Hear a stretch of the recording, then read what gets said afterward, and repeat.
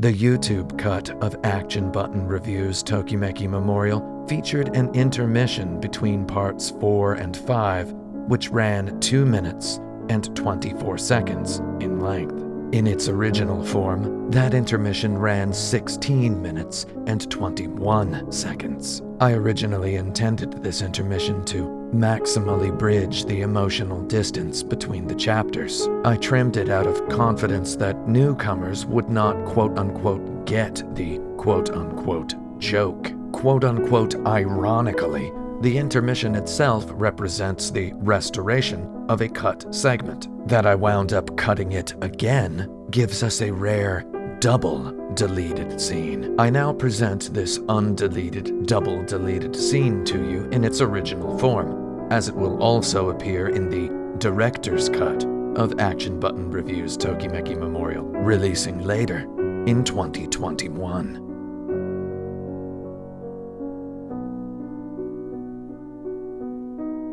Wow, that sure was an exhaustive, extensive, explanatory exploration of 2 complete playthroughs of Konami's quintessential dating simulation video game, Tokimeki Memorial. Together, they comprise the most sizable single segment of Action Button Review's Tokimeki Memorial. You have witnessed my miserable failure, and you have witnessed my equally miserable comeback victory. It ended on quite the cliffhanger. I got chills just editing it. We are about to enter the heaviest and final segment, though maybe right now you might consider taking a break.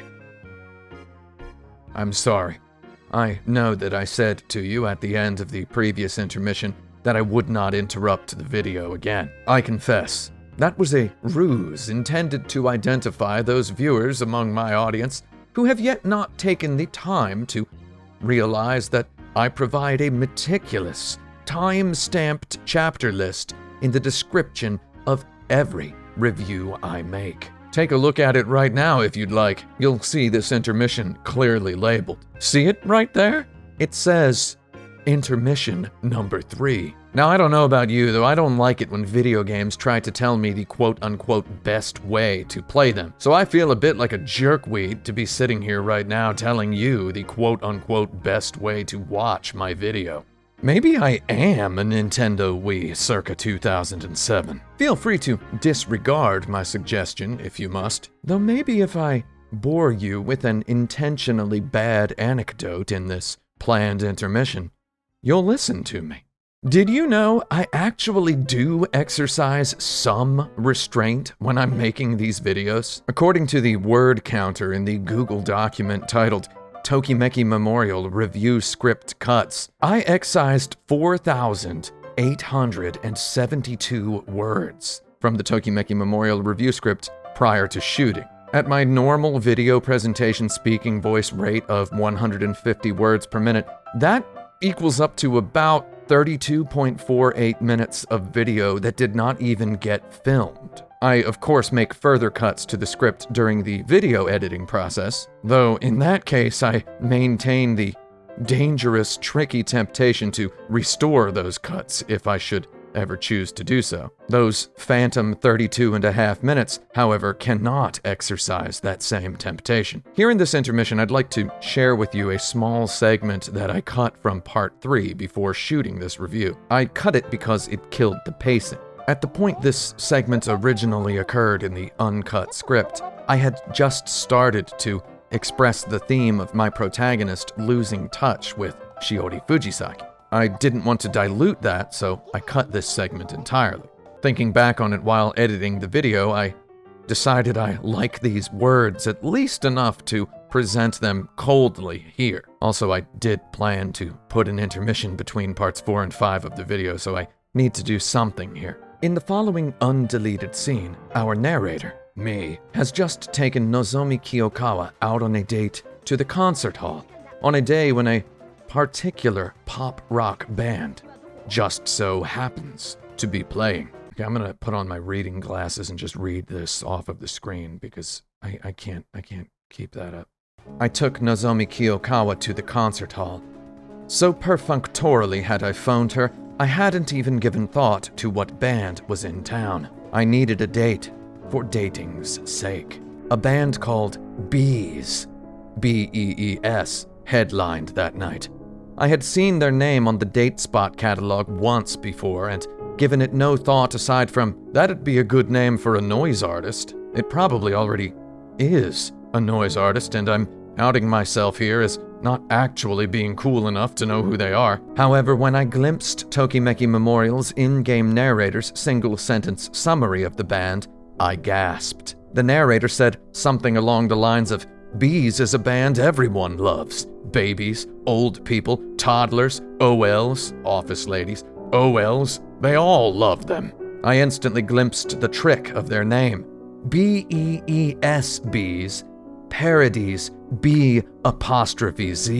Bees, a real-world Japanese pop rock band so insipid I nearly wept when I later discovered Nozomi Kiyokawa's opinion of them. I have not the time to get quite into the totality of my history with opinionism regarding this band's real-world counterpart, so suffice it for now to say I loathe them and the timid blandness they so cash-rakingly represent. To ear-witness the sonic stylings of Bees experientially approaches an unsubtle ear canal examination under solid styrofoam Q-tips. Seeing their parodical facsimile in pixel art on my computer monitor instantly recalled one of my least successfully repressed traumas. The memory of the first time I heard the band in the backseat of a fire-engine red 1997 Mitsubishi 3000 GT VR4 with a St. Louis Arch spoiler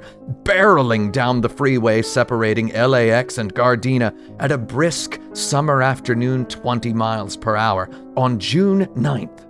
1999. I had been in Los Angeles for the first time for all of 40 minutes, and I was already having a new experience. My girlfriend's friend's boyfriend conversation obliterationally blasted Bees' latest greatest hits album when every song you release is so manufactured as to reach number one instantly. You might as well release an updated greatest hits album every season. And I sat silently, internally clutching my ear funnels, wondering again and again what was this music. Then, unthinkably, the worst happened. A song began which entered my brain at icepick velocity. 21 years later, it has still not left me. The demon song possesses the title Lady Navigation. So signature is the rhythmic cadence with which the Sorcerian lead vocalist Koshi Inaba sings this title phrase at the fangy snakehead of the song's Too Soon, Then Too Frequent chorus. I legitimately fear legally this video would receive a DMCA should I offer you even a rendition of the most microscopic Shazamability. Suffice it to say, this cadence with instantaneousness miswired synapses throughout my subconscious. To this day, whenever I chance upon, for example, a two-word phrase in which a two-syllable word leads into a four-syllable word, though I may aloud pronounce these words with a vocal intonation resembling a normal, non-baby human, I promise guarantee you somewhere in my skull a pitch-perfect and tiny Koshi Inaba's voice sings it loudcore in that Lady Navigation cadence. This sinister trick also works itself without fail when I encounter a three-word phrase consisting of three two-syllable words. Hungry, hungry hippos, for example. I do not dare encourage you to find or listen to this song for yourself, both because Bees are probably the sort of crotchety old man Japanese pop rock band somehow magically lamer even than U2, who maybe mistrust the concept of streaming and thus in all likelihood only provide their fans the first 83 seconds or so of their songs on YouTube, and because I do not wish you to harm yourself.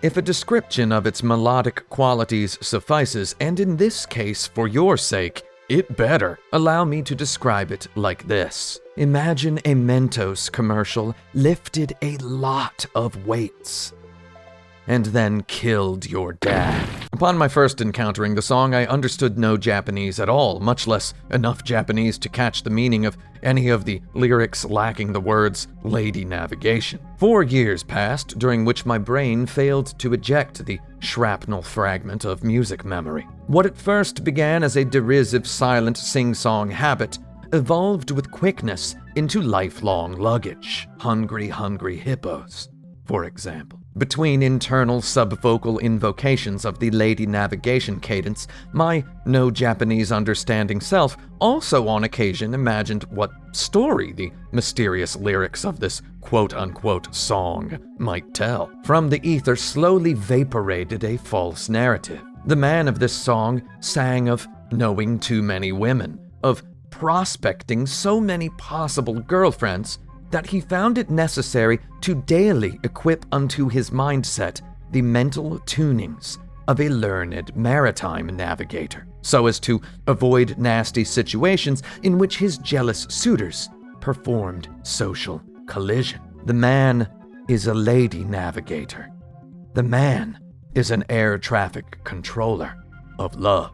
Bees also have a #1 hit song called Lady Go Round. It's about as bad as you would imagine a #1 hit song called Lady Go Round could possibly be, and more. Years later, I spoke fluent Japanese and bonded over hatred of the song with my roommate, a fellow aspiring hardcore musician who later became the manager of a denim shop in Osaka. We purchased a single of Lady Navigation at a bookstore for 100 yen and often punked one another by blasting it from the kitchen boombox early in the morning. 'Twas whoever woke up first done the punking. It soon occurred to me after enough repetitions that the glorified jingle's actual lyrics spectacularly lacked every nuance of my years ago imaginary narrative.